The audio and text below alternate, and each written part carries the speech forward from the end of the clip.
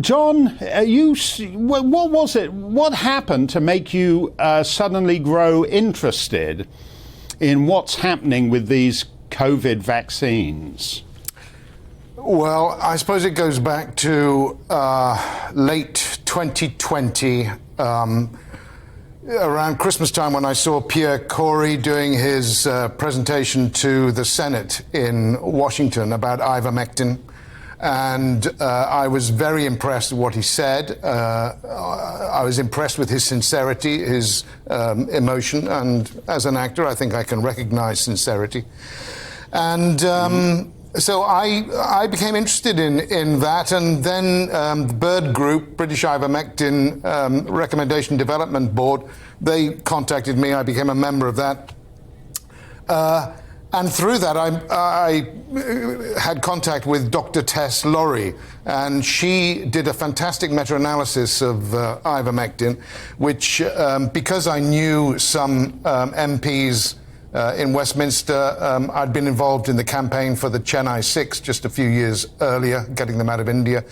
I was able to say that, look, let me forward this to the Health and Social Care Committee, headed by Jeremy Hunt. And I know they received it because it was handed to them by a certain MP's assistant, who I know, in Westminster.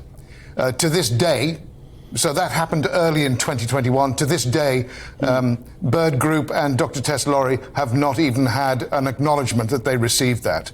And I started to smell a rat. And then when I heard about the EUA process and the FDA in America waving through the mRNA vaccines for an EUA, and on the back of ivermectin being suppressed in America as well, I became upset and concerned about what was going on here. And then, obviously, through BIRD Group, and it's linked with the FLCCC in America, and Dr. Lawrie and other doctors now that I'm in contact with from all over the world, incidentally, I started to learn about, listen, I'm no clinician, I'm no doctor, but I started to learn about mRNA vaccines, about spike proteins, polymerase ACE2 receptors, and I started to understand the process. And I found it all very alarming. So this has ended up, Mark, with me now. I've just had a sort of 3-month self-imposed exile sabbatical to think about all this stuff. And I've come back and I've decided to start this charity for the vaccine injured. It's the charity organization for the vaccine injured. And I want to do that because I think it's for us, those who chose not to be vaccinated, to be big enough to say we want to help.